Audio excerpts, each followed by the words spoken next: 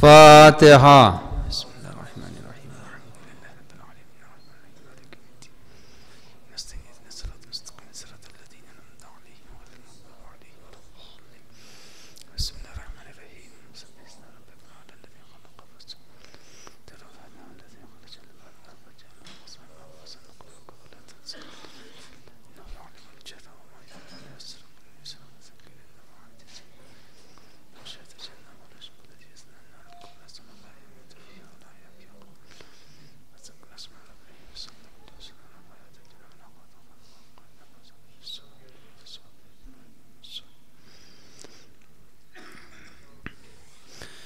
لا حول ولا قوة إلا بالله العلي العظيم.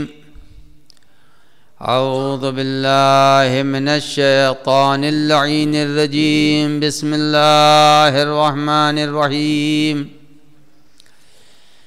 الحمد لله رب العالمين والعاقبة للمتقين والموحدين والنار للعاصين والملحدين والصلاة والسلام والتحية والإكرام على نبي الرحمة وشفيع الأمة صاحب الوقار والسكينة المدفون بأرض المدينة العبد المؤيد والرسول الممدد المصطفى الأمجد المحمود الأحمد بالقاسم محمد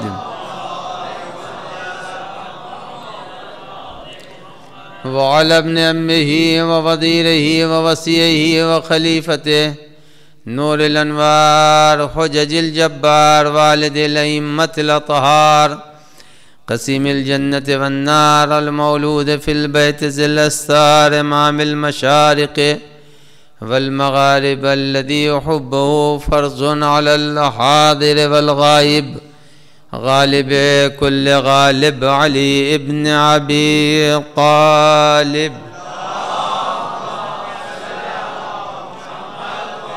وعلى آله الطيبين الطاهرين المعصومين المنتجبين المخاطبين لا سيما على بقية الله الأعظم حجة ابن الحسن المهدي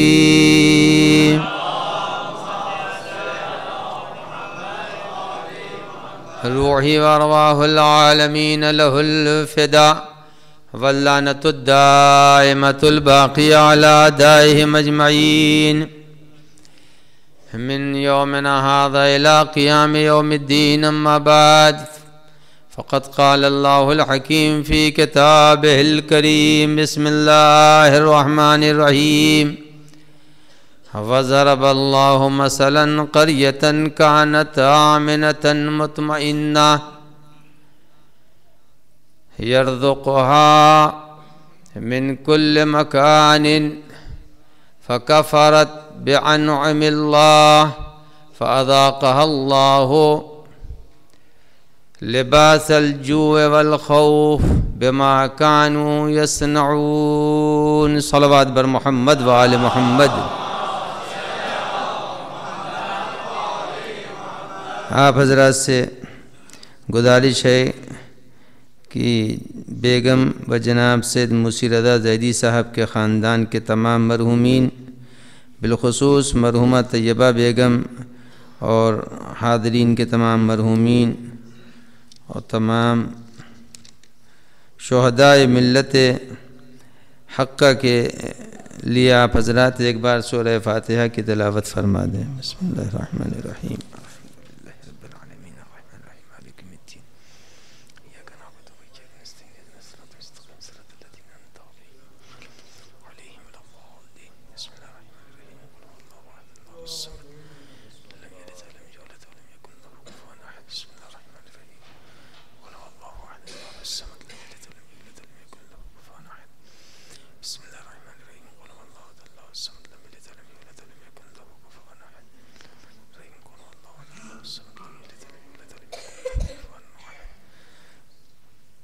ایک صلوات پڑھ دیں محمد و آل محمد.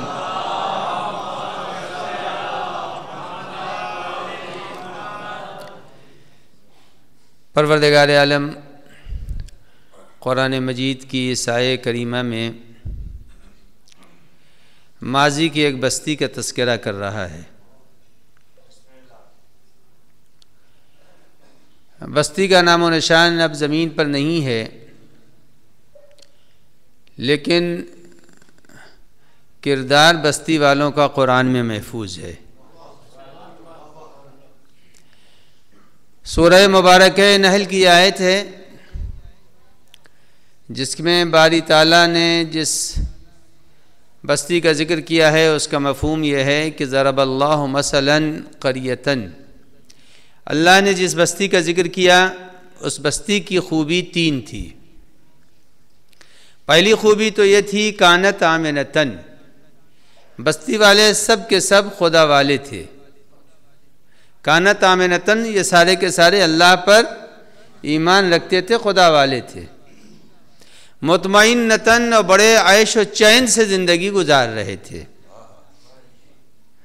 اور اللہ اس بستی والوں کو فراما یاتیہا رزقہا رغدن من کل مکان، اور فراما اللہ نے اس بستی کو روزیاں عطا کر دی تھی۔ اس کے بعد قرآن مجید کہتا ہے کہ ایسا کایا پلٹ ہوا اس بستی کا، اور ایسا انقلاب آیا کہ فکفرت بانعم اللہ، کہ بستی والوں نے اللہ کی نعمتوں کی ناشکری کر دی، اور جو نعمتیں اللہ نے دی تھیں اسے اس کی قدر و منزلت کو نہیں پہچانا۔ فَأَذَاقَهَا اللَّهُ لِبَاسَ الْجُوعِ وَالْخَوْفِ، لہذا اللہ نے ان کو خوف و ہراس و فقر و فاقے کا مزہ چکھا دیا۔ اذاقها اللہ بما كانوا يصنعون، اور یہ تو ہونا ہی تھا، اس لیے کہ ان کے عمل کی یہی پاداش ہے۔ یہ تھا قرآن مجید کی آیت کا مفہوم، جسے میں نے آپ کی خدمت میں عرض کیا۔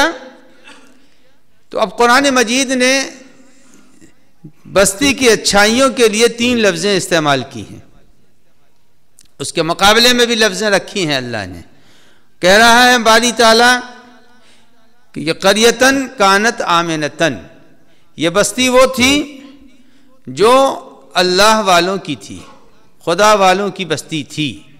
تو ایمان کا ذکر کیا ہے کہ یہ بستی والے صاحبان ایمان تھے۔ ایمان کی ضد ہے کفر، فکفرت قرآن نے فوراً استعمال کیا، کا ایمان رکھتے تھے فکفرت۔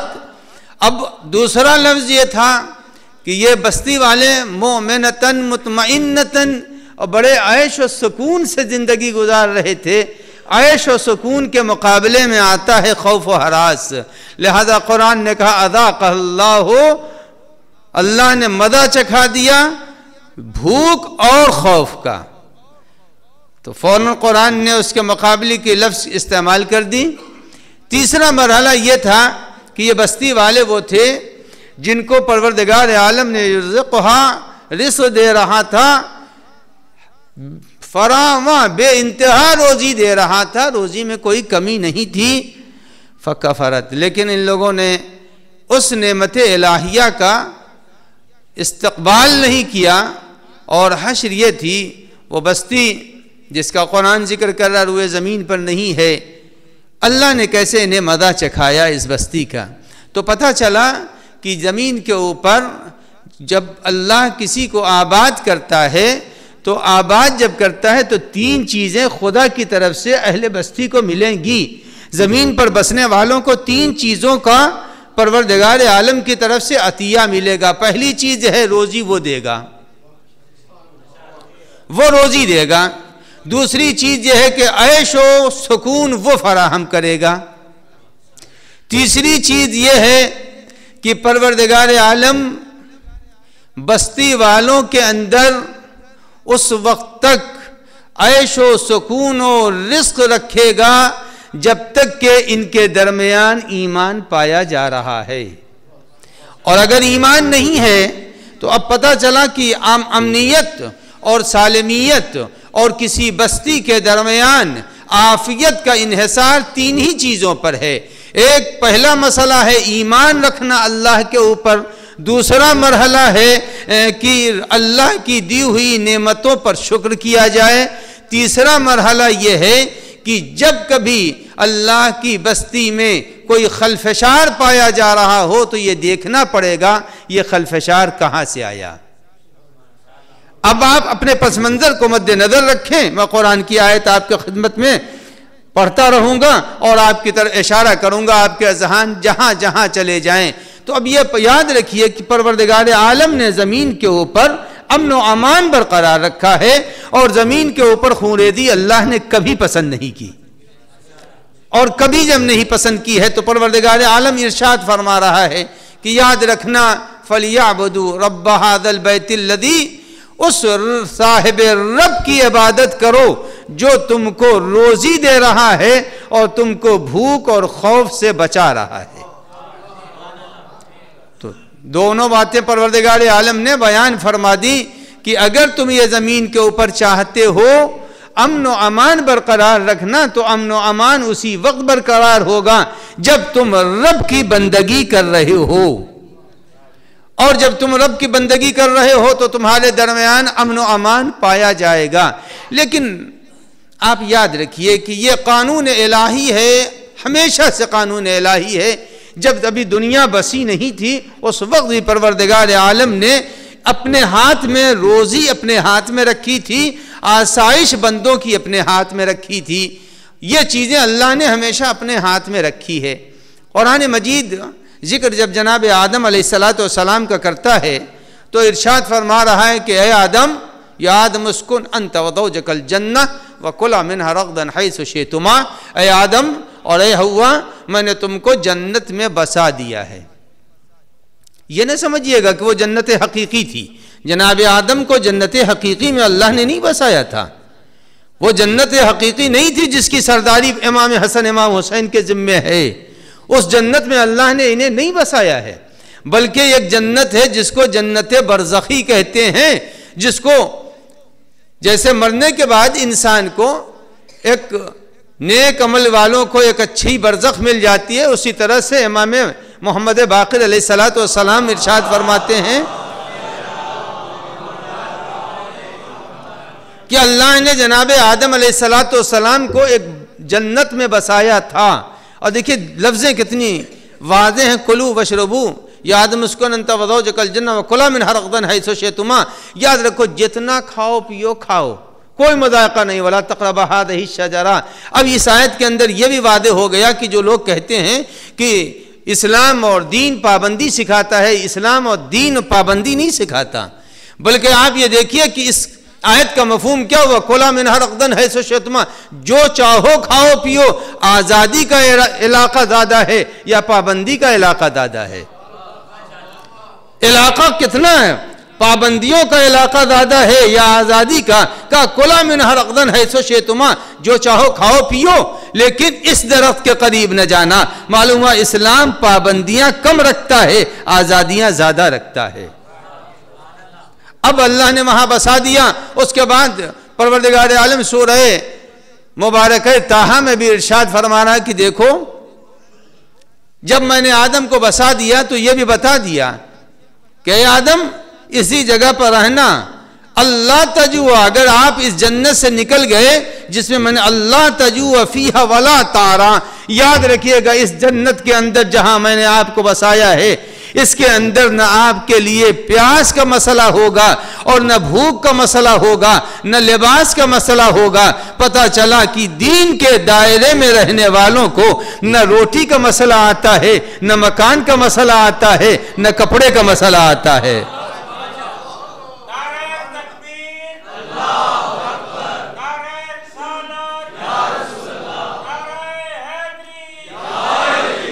تو قرآن نے صاف بیان کر دیا کہ دائرہ دین کا وہ ہے جس کے اندر انسان کے لیے کوئی پریشانی نہیں ہے۔ ان لکا اللہ تجوع فیہا ولا تعرا، اے آدم یاد رکھنا اگر آپ اس مکان میں رہے، اس جگہ کے اوپر رہے تو یہاں پر نہ آپ کو بھوک کا احساس ہوگا اور نہ تو آپ کو لباس کا۔ اللہ تعرا اللہ تجوع ولا تعرا، اور نہ تو آپ عریاں ہو سکتے ہیں، عریاں بھی نہیں ہوں گے، اور یہاں کے اوپر اللہ تشقا، اور اگر آپ یہیں پر رہے تو آپ کے لیے کوئی مشقت بھی نہیں ہے، اور نہ تو آپ کو یہاں کڑی دھوپ کا سامنا کرنا پڑے گا، ہم نے جہاں آپ کو بسا دیا ہے۔ بس عزیزو، ان آیات کو مد نظر رکھتے ہوئے یہ بتائیے کہ جناب آدم علیہ السلام کو جس جگہ معبود نے بسایا تھا، وہ جگہ جنت عارضی تھی یا جنت دائمی؟ جنت عارضی تھی، اس لیے کہ اگر جنت دائمی ہوتی تو جب شیطان آیا تھا اور اس نے کہا حل ادلک علی شجرۃ الخلد، اے آدم میں آپ کو ہمیشہ رہنے والی جنت کا پتہ دے دوں جس کی ملکیت نہ کبھی ختم ہوگی اور نہ تو وہاں سے کبھی آپ نکالے جائیں گے۔ آدم اگر حقیقی جنت میں ہوتے تو کہتے کہ تو کیا کہہ رہا ہے، میں تو خود ہی جنت میں پہلے سے موجود ہوں۔ لیکن جناب آدم نے کچھ نہیں کہا، پتہ چلا قرآن کہہ رہا ہے وہ جنت حقیقی نہیں تھی جس کی سرداری سرکار سید الشہداء کے ذمے، اس لیے کہ اگر وہ جنت ہوتی تو وہ جنت لا کے مرحلوں میں نہیں تھی۔ لا تقربا هذه الشجرہ، اے آدم اس جگہ کے اوپر نہ جانا، اس جنت کے اندر جنت آزاد ہے، جہاں چاہیے جائیے، جنت کے اندر کوئی پابندی نہیں ہے۔ تو اللہ نے جب فرمایا کہ یہاں رکو تو وہ جنت حقیقی نہیں ہے، یعنی انسانیت کا قافلہ جب چل رہا تھا تو قافلہ بشریت کو ٹھہرایا تھا رب العزت نے جہاں کے اوپر، اس جگہ کو کہتے ہیں جنت عارضی۔ تو وہ قافلہ بشریت جو آدم سے چلا تھا تو ابھی یہ سفر بنی آدم جاری ہے، جب وہاں کے اوپر آدم رہے یا اولاد آدم اس کرۂ زمین پر ہے، دونوں جگہ کا ایک حکم ہوگا، دو الگ الگ حکم نہیں ہوں گے۔ وہاں پر اللہ نے کہا، وہاں کے اوپر حکم دیا، اے آدم یاد رکھنا یہاں سے تم باہر نہ جانا۔ اولاد آدم جب زمین پر آئی، یہ بتائیے آدم کو وہاں سے کس نے نکالا؟ آدم کو وہاں سے کس نے نکالا؟ شیطان نے نکالا۔ جب شیطان نے نکالا تو پتہ چلا آدم کے عیش و آرام میں خلل ڈالنے والی ذات کا نام شیطان ہے۔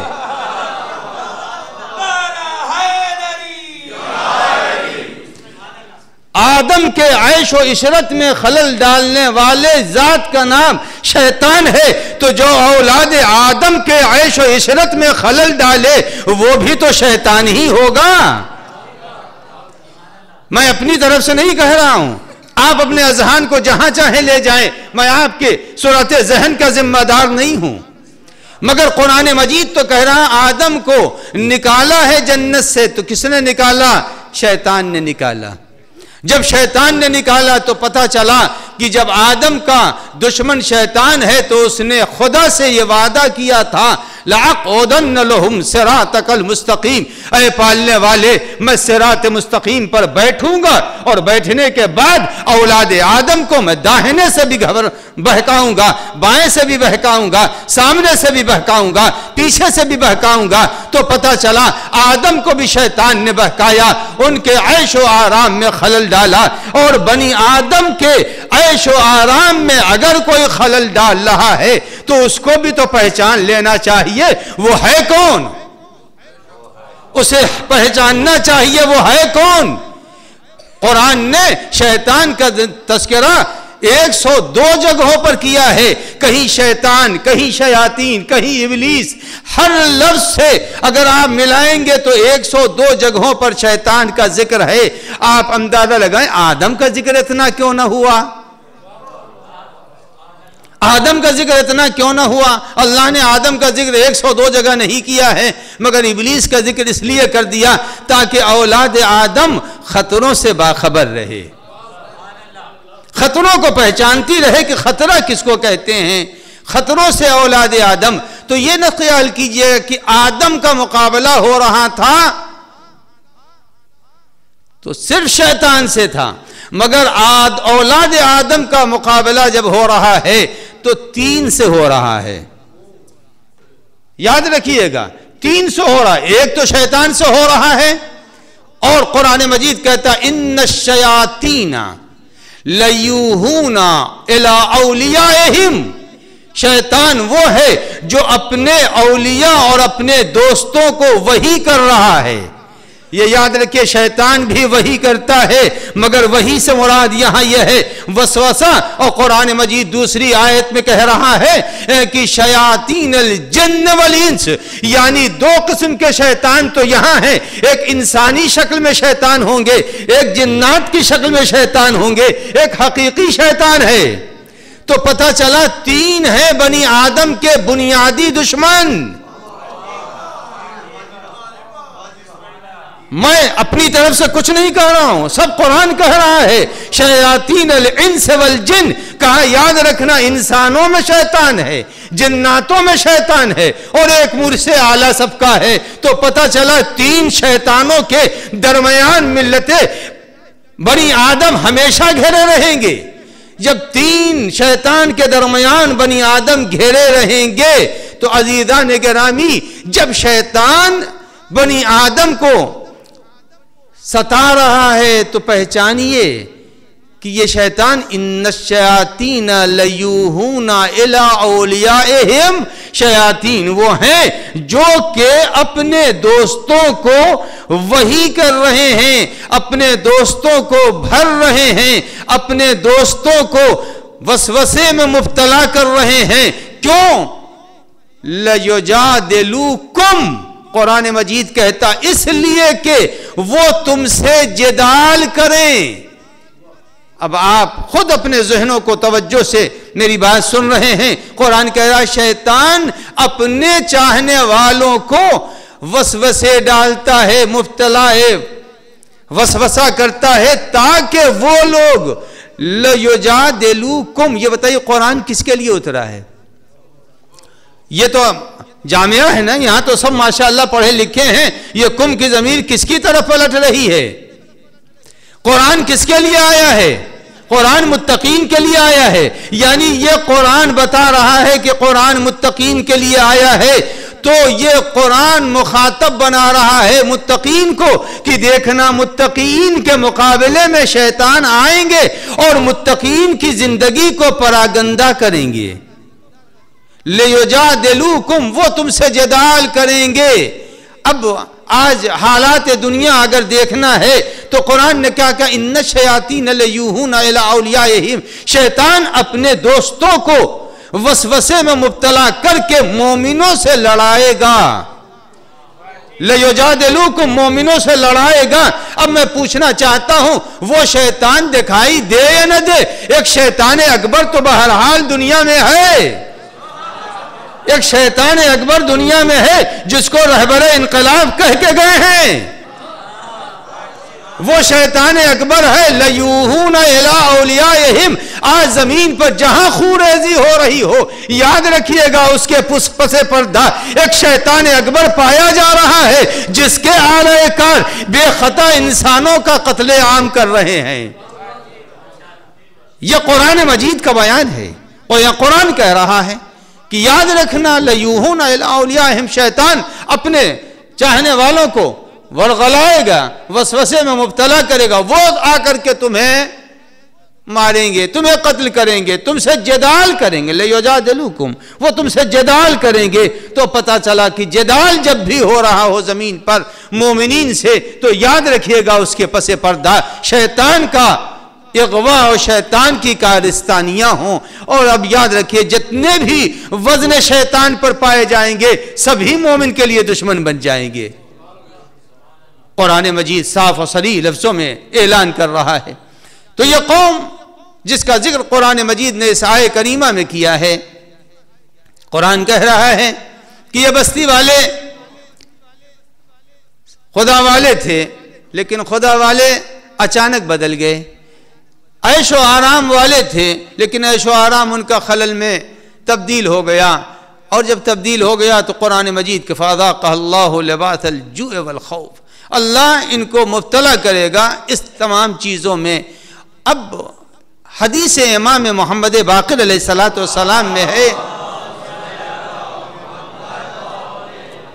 کوئی آدمی کافر نہیں پیدا ہوتا، کوئی آدمی کافر نہیں پیدا ہوتا، بلکہ امام نے فرمایا کہ اللہ کسی کو کافر پیدا نہیں کرتا حین خلق ہی، جب اللہ خلق کرتا ہے تو کسی کو کافر نہیں بناتا، بلکہ کافر کب ہوتا ہے؟ بے انکار حق ہی سارا کافرہ، جب وہ حق کا انکار کر دیتا ہے تو کافر ہو جاتا ہے۔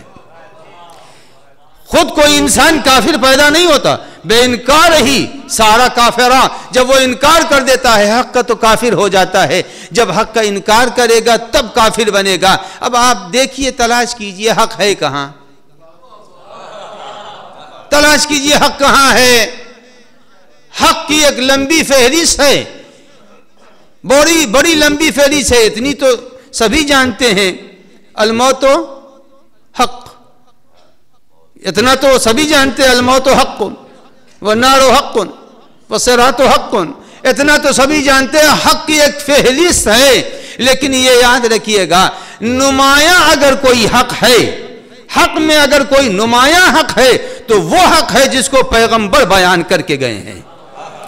سارا حق پیغمبر نے بیان کیا، لیکن ایک نمایاں حق کہا دیکھو حق تو موت بھی ہے، تو اب موت کی حقانیت کا پتہ اس وقت چلے گا جب آدمی مرے گا، تب تو پتہ چلے گا، اس کے پہلے نہیں پتہ چلے گا۔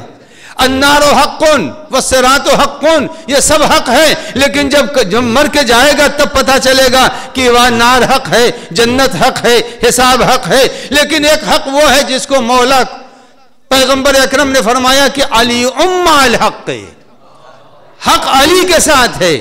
تو یہ یاد رکھیے گا، انکار حق کا نام ہے کفر۔ جو حق کا انکار کر دے گا، علی الحق والحق مع علی، علی حق کے ساتھ ہیں اور حق علی کے ساتھ ہے۔ جو علی کا انکار کر دے گا وہ بہرحال کافر، علی حق ہیں۔ لیکن ایک چیز جامعہ ہے، یہاں یاد رکھیے گا کہ یہاں کے اوپر ماں سے مراد یہ نہ سمجھیے کہ دو چیزیں، میرے ہاتھ میں رومال ہے، میں مجمع کے ساتھ ہوں تو اس کے معنی مجمع الگ ہے، میں الگ ہوں، یہی تو ہوا۔ لیکن یہاں کے اوپر علیہم مع القرآن سے مراد یہ نہیں ہے، ادبیات جاننے والے افاضل بیٹھے ہیں وہ بہتر سمجھیں گے، نہ یہاں ماں زمانے کے اعتبار سے ہے، ماں زمانیہ ہے، نہ مکانی ہے، کچھ نہیں ہے، نہ زمانی ہے نہ مکانی ہے، بلکہ یہاں کے اوپر ماں کے معنی کیا ہیں؟ علی مع القرآن والقرآن مع علی، علی مع الحق والحق مع علی، اس کے معنی کیا ہوئے؟ عزیزو یاد رکھیے گا، پیغمبر اکرم کا ایک ارشاد ہے، اس کی روشنی میں ذرا اس کی طرف وضاحت کر دوں۔ پیغمبر کا ارشاد ہے، ایک صلوات پڑھ دے محمد و آل محمد۔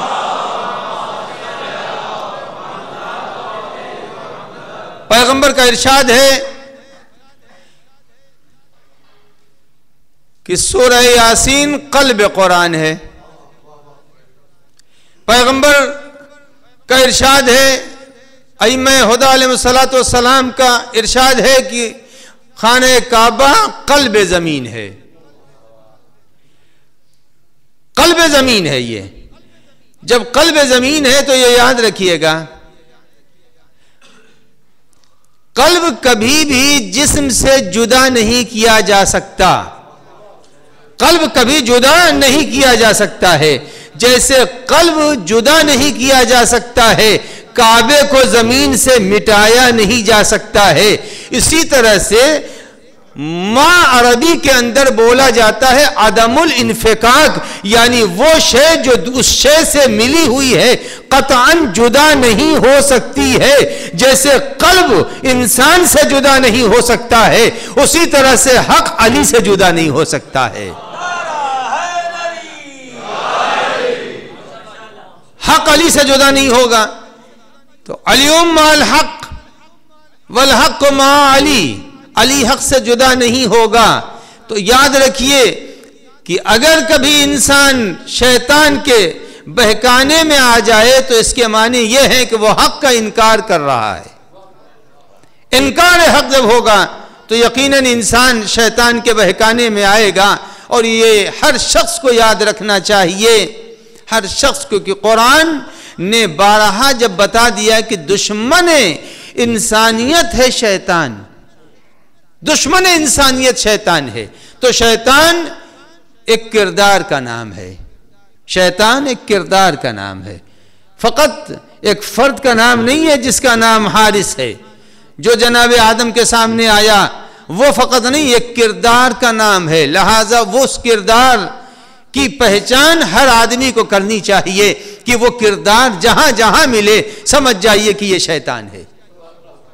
وہ کردار جہاں ملے. شیطان کی سب سے بڑی پہچان یہ ہے کہ شیطان کہتا ہے لَأَقْعُدَنَّ لَهُمْ صِرَاطَكَ الْمُسْتَقِيمَ، میں ہر شخص کے راستے پر بیٹھوں گا، یعنی راستے کو پرخطر بنا دے گا. شیطان کی پہچان یہ ہے، راستے کو پرخطر بنا دے گا. اگر دنیا میں کہیں کے اوپر راستہ انسانی زندگی کے لیے پرخطر مل رہا ہے تو سمجھ لیجئے جو راستے کو پرخطر بنا رہے ہیں وہ آدم کی اولاد ہو کر کے بھی شیطان کے پروردگار ہیں. قرآن کہہ رہا ہے، ہم اپنی طرف سے نہیں کہہ رہے ہیں. جو بھی راستوں کو پرخطر بنائیں شیطان کے وہ دوست ہیں، آلے کار ہیں.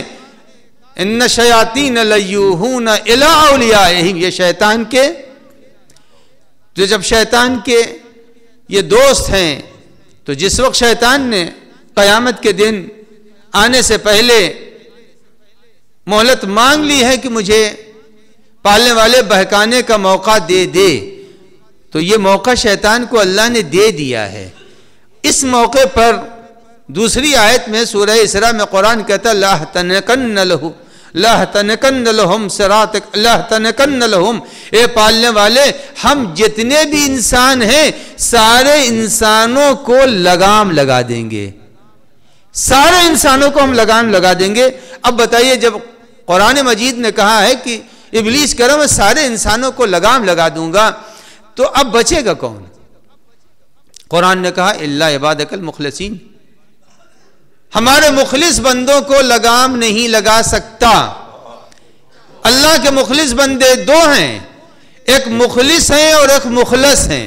مخلصین بھی ہے مخلصین بھی ہے، دونوں میں فرق ہے. کچھ اللہ کے بندے مخلصین ہیں، کچھ اللہ کے بندے مخلصین ہیں. ایک صلوات پڑھ دیں محمد و آل محمد.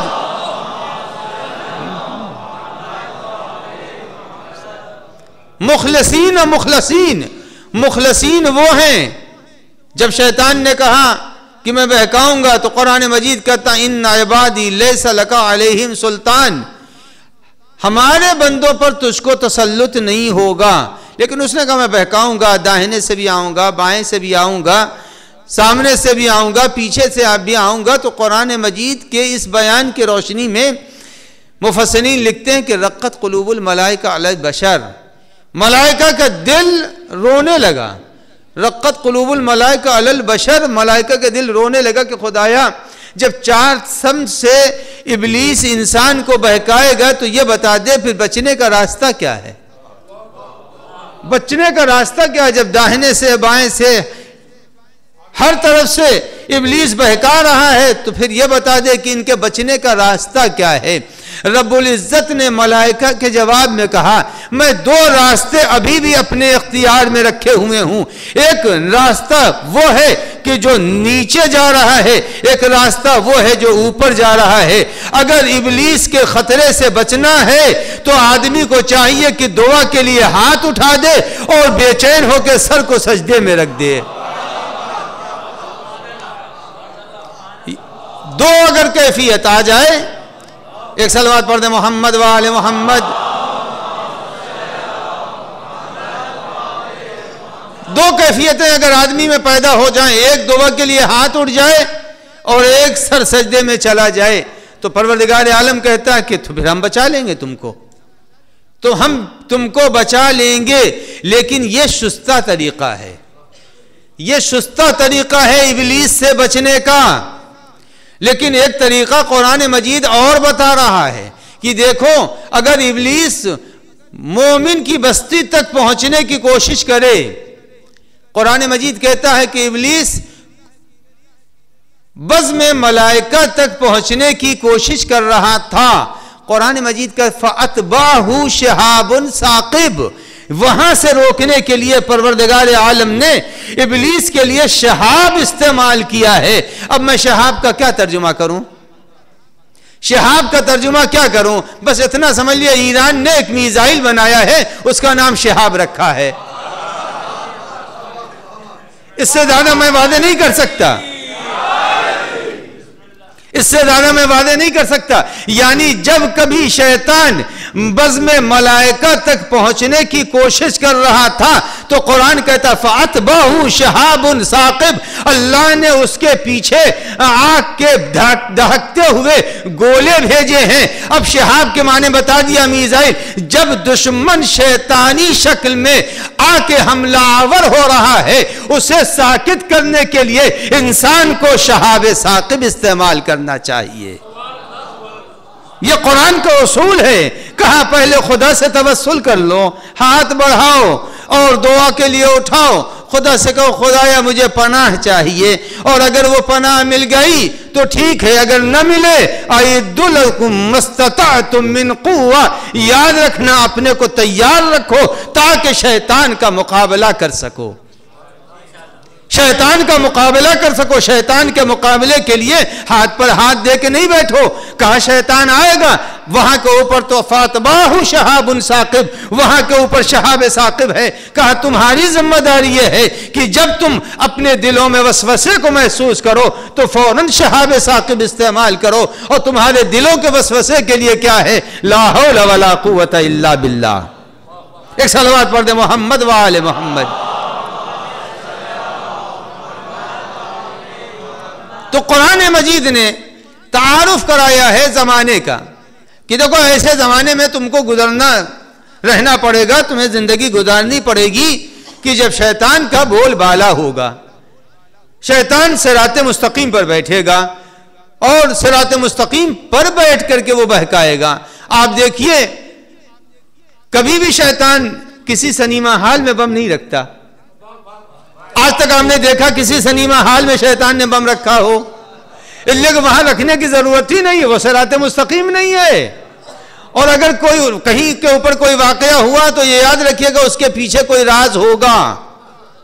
تو پتہ چلا شیطان وہاں بیٹھے گا جہاں صراط مستقیم ہے، اور جہاں صراط مستقیم ہے وہاں کے اوپر بیٹھنے والے یہ یاد رکھیں صراط مستقیم پر چلنے والے کہ ہمارا مقابلہ شیطان سے ہوگا، یا وزن شیطان پر جو لفظیں آ رہی ان سے ہوگا۔ تو اب آدمی اپنے کو تیار کرے، اور جب تیار کرے گا تو یقیناً ایسے موقعوں کے اوپر قرآن مجید نے کہا ہے کہ شہاب ثاقب تم اپنے لیے یاد رکھو، شیطان تمہارے دلوں میں آئے گا، یوسوس فی صدور الناس۔ اور کیسے آئے گا؟ کیسے آئے گا؟ پورے ام المومنین کا ارشاد تزعم انک جرم صغیر، کیا تم اپنے کو ایک چھوٹا سا موجود سمجھتے ہو؟ نہیں، ایک عالم تمہارے اندر چھپا ہوا ہے، ایک کائنات تمہارے اندر چھپی ہوئی ہے۔ تم اپنے کو اکیلا نہ سمجھو، ایک انسان نہ سمجھو۔ اب آئیے، دشمن شیطان ہے انسانیت کا۔ قرآن مجید کہتا ہے یوسوس فی صدور الناس، شیطان وہ ہے جو کہ تمہارے دلوں میں وسوسے پیدا کرتا ہے۔ اب یہاں کے اوپر قرآن نے دشمن کو پہچنوایا ہے، بڑے حسین انداز سے پہچنوایا ہے کہ تم سمجھو تم ایک کائنات ہو، علی کی روشن بیان کی روشنی میں، مولا کے ارشاد کی روشنی میں انسان کائنات ہے، اور جب کائنات ہے تو کائنات کا دشمن ابلیس ہے۔ ابلیس آئے گا کیسے؟ کا خناس کے انداز سے آئے گا، خناس کے انداز سے آئے گا۔ جب خناس کے انداز سے آئے گا تو یاد رکھیے خناس ازبر ہے نا سورہ سب کو، ہے یا نہیں ہے؟ جب خناس کی شکل میں، خناس کے معنی کیا ہوتے ہیں؟ ترجموں کے اندر اٹھا کے دیکھ لیجئے جو بھی ہو، خناس کا ترجمہ شیطان ہی کیا گیا ہے، لیکن یہ شیطان خناس نہیں ہے، بلکہ شیطان کے ایک فعل کا نام ہے خناس۔ شیطان کا نام خناس نہیں ہے، بلکہ شیطان کے ایک فعل کا نام ہے خناس۔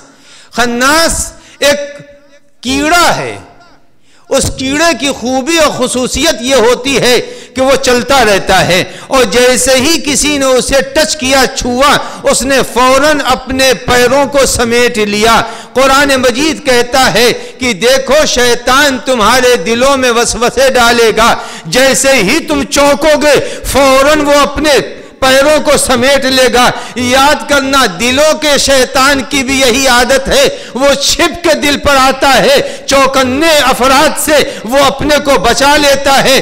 دنیا بھی شیطانوں کی موجودگی کا پتہ دے رہی ہے، کہا یہاں کے شیطان بھی ایسے نہیں آئیں گے، وہ بھی چھپ کے آئیں گے، اور جیسے ہی تم چوکنے ہوگے وہ چھپ جائیں گے۔ تو یاد رکھنا جیسے دل کے شیطان کو لاحول سے دور کر رہے ہو، ایسے اپنے ارد گرد کے چھپے ہوئے شیطان پر نظر رکھنا، اور یاد رکھنا ان کے لیے بھی تم غافل نہ ہونا۔ جیسے قلب کا شیطان تمہیں گمراہ کر سکتا ہے، ہلاک کر سکتا ہے، ارد گرد کا شیطان بھی تم کو ہلاک کر سکتا ہے۔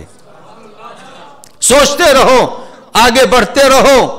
تم اکیلے اس دنیا کے اندر مقابلہ کرو تو شیطان سے مقابلہ بھرپور کرو۔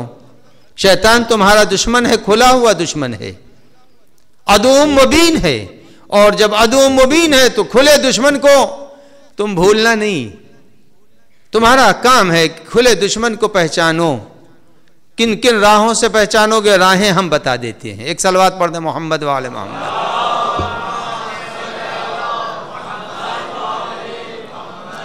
سب سے پہلی پہچان یہ ہے کہ جناب آدم کے پاس آیا تو جناب آدم سے کہا اے آدم میں تمہارا مخلص ہوں،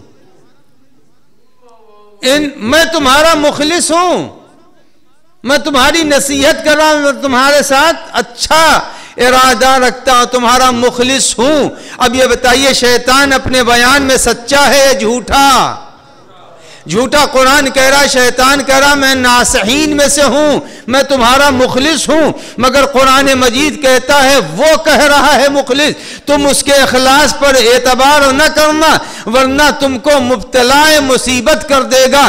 کل آدم کے سامنے شیطان جب آیا تھا وہ مخلص بن کے آیا تھا، آج بھی شیطان اکبر اسلامی دنیا کے سامنے مخلص بن کے آ رہا ہے، مخلص بن کے آ رہا ہے۔ تو لہذا کل کے شیطان کو کی روشنی میں آج کے شیاطین کو پہچانو، آج کے شیاطین کو پہچانو۔ یہ شیطان جس کا ذکر قرآن مجید کر رہا ہے، پہلی پہچان میں بیان کر چکا کہ یہ وہ شیطان ہے جو کہ صراط مستقیم پر بیٹھے گا۔ اور صراط مستقیم کیا ہے کیا صراط مستقیم؟ صراط مستقیم کے لیے پیغمبر نے کہا یا علی انت الطریق الواضح والصراط المستقیم، اے علی تم صراط مستقیم ہو، تم طریق واضح ہو، یعنی جہاں جہاں علی کے چاہنے والے ہوں گے وہاں وہاں شیطان کا وجود پایا جائے گا، وہاں وہاں وجود پایا جائے گا، اس لیے کہ صراط مستقیم پر بیٹھے گا۔ تو اب صراط مستقیم پر چلنے والوں کو شیطان سے ہوشیار ہونا چاہیے، اس لیے کہ دونوں کام کرے گا، وہ وسوسے بھی ڈالے گا، چھپ کے کام کرے گا، نصیحت کے انداز سے پیش آئے گا۔ اور ایسے شیطان کے لیے قرآن مجید نے 2-3 راہیں بتا دی۔ پہلی راہ میں نے سنا دی کہ دیکھو تم خدا سے توسل کرنا، دعا کے ذریعے سے، سجدے کے ذریعے سے۔ دوسرا انداز یہ ہے کہ لا حول کے ذریعے سے۔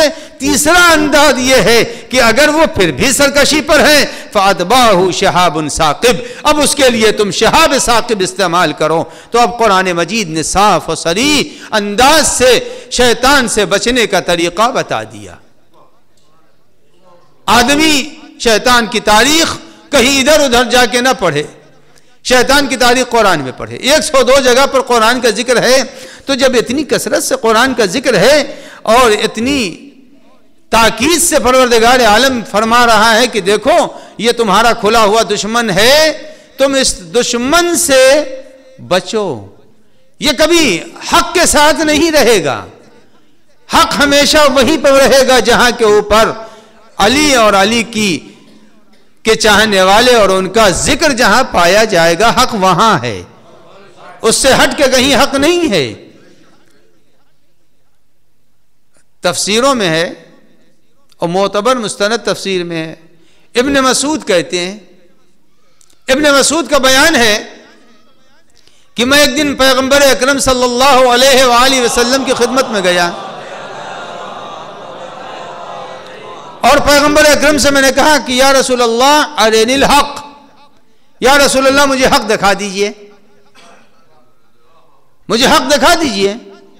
تو پیغمبر اکرم نے فرمایا کہ اگر حق دیکھنا چاہتے ہو تو اس حجرے میں چلے جاؤ، حجرے میں چلے جاؤ، وہاں حق تم کو دکھائی دے گا.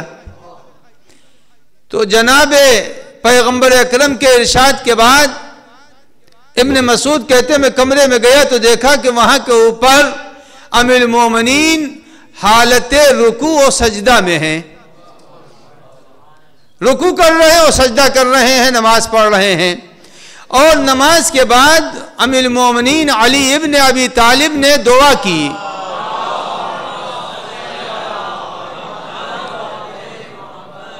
یہ سامنے والے صلوات بھیج رہے ہیں، پیچھے والے نہیں دے رہے ہیں.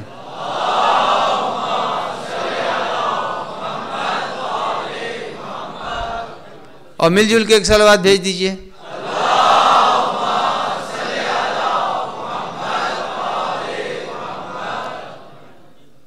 تو ابن مسعود کہتے ہیں میں نے جب حجرے میں دیکھا تو مولا نماز پڑھ رہے تھے اور جب نماز پڑھ چکے تو انہوں نے دعا کے لیے ہاتھ اٹھایا اور دعا کے لیے ہاتھ اٹھا کے کہتے ہیں اللہم بے حرمت محمد عبدکا و رسولکا اغفر خاطئین من شیعتہی.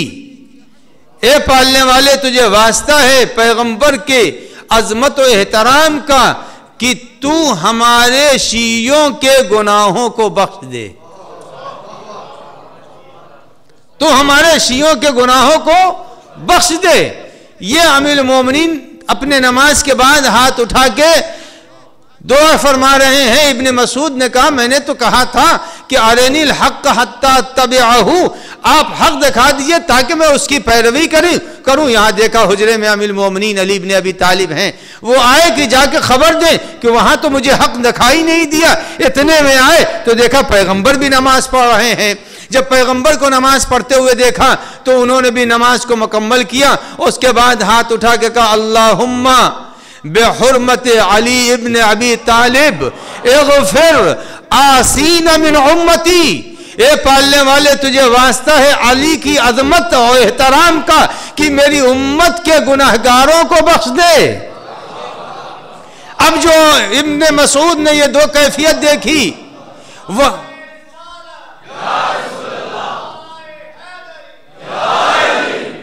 جب یہ دو کیفیت دیکھی کہ نبی آئے کہ یہاں آیا تو یہ علی کا واسطہ دے رہے ہیں اور علی کے ہاں گیا تو نبی کا واسطہ دے رہے ہیں. اب حدیث کہتی ہے کہ ان پر ایک غشی کی کیفیت طاری ہوئی کہ حق ہے کیا، حق ہے کیا. اب جب ان کے دل کا اضطراب بڑھا تو پیغمبر نے ایک مرتبہ روکا ان کے دل کے اضطراب کو اور کہا ابن مسعود کافر مت ہو جانا، یاد رکھنا حق اس وقت کامل ہوگا جب نبی بھی ہوں گے اور علی بھی ہوں گے، اور اگر علی نہیں ہے اور نبی ہے تو حق کامل نہیں ہوگا. اس کے بعد فرمایا اے ابن مسعود سنو، حق ہم ہیں، حق علی ہے. دیکھو ان کا مخالف ابلیس ہے، میرا مخالف ابلیس ہے، تو جو حق کا مخالف ہوگا وہ ابلیس ہے، چاہے ابلیس کسی شکل میں آئے مگر وہ حق کا مخالف ہے. جب حق کا مخالف ہوگا کل کا ابلیس بھی اللہ کی لعنت کا مستحق ہے، اور جو حق کا مخالف ہوگا وہ بھی خدا کی لعنت کا مستحق ہے.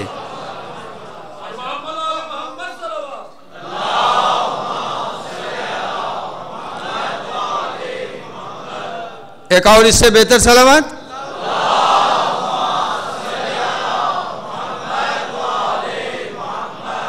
تو حق، اب پیغمبر نے فرمایا ابن مسعود سنو، تم پہچانو ہم لوگ ہیں کیا، ہمارا وجود حق ہے. فرماتے ہیں کہ سنو ابن مسعود، اللہ نے ہم چار کو پیدا کیا، گھبرائیے گا نہیں، نہیں ہم نے اس لیے کہہ دیا گھبرائی نہیں معلوم نیچے سے کسی نے 5 کہہ دیا، اس لیے کہ کچھ لوگوں کو جلدی بہت ہوتی ہے. ایک صلوات پڑھ دے محمد والے محمد.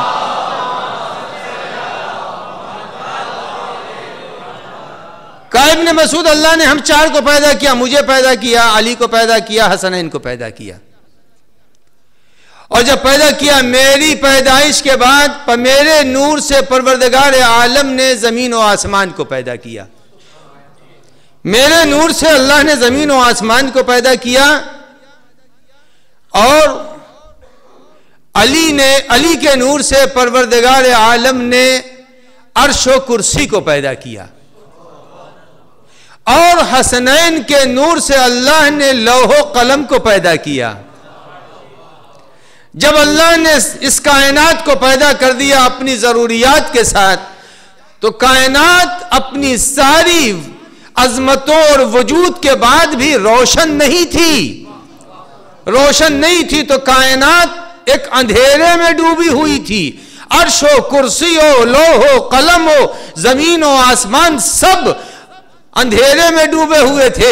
تو اب اس اندھیرے کو دور کرنے کے لیے اللہ نے نور زہرا سے شمس و قمر کو پیدا کیا. تو کائنات میں نور پنجتن کے ذریعے سے ہے، اور ابن مسعود جس نے ان پنجتن کو مانا وہی حق کے اوپر ہے، اور اسی حق کو آج دنیا مٹانے کے لیے تلی ہوئی ہے. یہ حق ہمیشہ مٹایا جائے گا.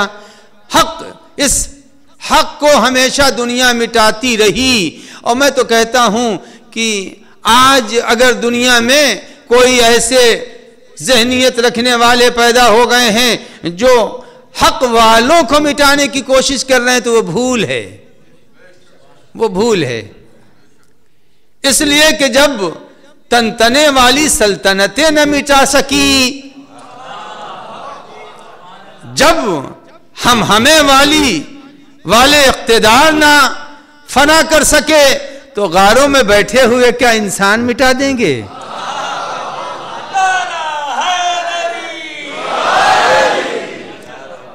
جن کے ہاتھوں میں پاور تھا، جن کے ہاتھوں میں اقتدار تھا، جن کے ہاتھوں میں سب کچھ تھا، وہ کچھ نہ کر سکے، تو جو خود بستیوں سے دور ہیں وہ کہاں سے ہم پر حملہ کر سکتے ہیں اور ہمیں فنا کر سکتے ہیں؟ دنیا فنا ہو جائے مگر دعائے فاطمہ کبھی فنا نہیں ہو سکتی. تو انسان قرآن کے ذریعے سے اپنے دشمنوں کو پہچانے، اور جب اپنے دشمن کو قرآن کے ذریعے سے پہچانے گا تو دل مطمئن بھی ہوگا، اور اس کے ساتھ ساتھ حوصلہ بھی ملے گا. تو آج جن حالات سے شیطان نبرد آزما ہے، وہ حالات قرآن مجید نے بیان کر دیے ہیں کہ 3 چالیں اس کی ہیں: یا چھپ کے آئے گا، یا برملا آئے گا اس کا بھی علاج بتا دیا، چھپ کے آئے گا اس کا بھی بتا دیا. کہا تم اگر اکیلے ہو تو اس وقت کا تمہارا علاج بھی یہ ہے کہ تم دعا کے لیے ہاتھ اٹھانا، توسل کرنا، اور یہ یاد رکھنا ہم تم کو بچا لیں گے. اور یہ اپنی جگہ پر طے ہے کہ مہر جتنی دبائی جاتی ہے اتنی نکھر کے سامنے آتی ہے. یہ مہر امامت کی خصوصیت ہے. ان کے چاہنے والے دنیا کے ظلم و جور کا مقابلہ کرتے رہیں گے مگر کبھی مٹ نہیں سکتے. جرأت، ہمت، یہ تو ان لوگوں سے ملی ہے جنہوں نے سر دے دیا مگر کبھی باطل کے سامنے جھکے نہیں. یہ جرأت انہی لوگوں کو ملے گی جنہوں نے اپنے سر کو راہ خدا میں دیا مگر خدا کے دین کو متاثر ہونے نہیں دیا. عزیزان گرامی، یہ ایام اسی حق پرستوں کی یاد میں منائے جا رہے ہیں جس حق پرست نے اپنی ساری پونجی لٹا دی تھی. ساری پونجی اپنی لٹا دی تھی. کوئی ایسا سرمایہ نہیں تھا جو امام حسین نے راہ خدا میں نہ دیا ہو. اسی لیے مرحوم بحر العلوم کے لیے ہے. بہت بڑے عالم تھے، کئی بار امام زمانہ سے ملاقات بھی ہو سکی.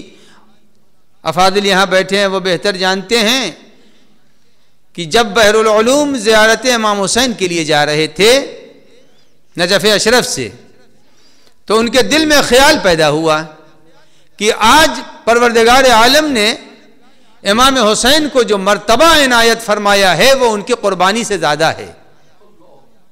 امام حسین کو جو اللہ نے عزت مرتبہ جو پیغمبر کو بھی نہیں مانتا وہ حسین کو مانتا ہے۔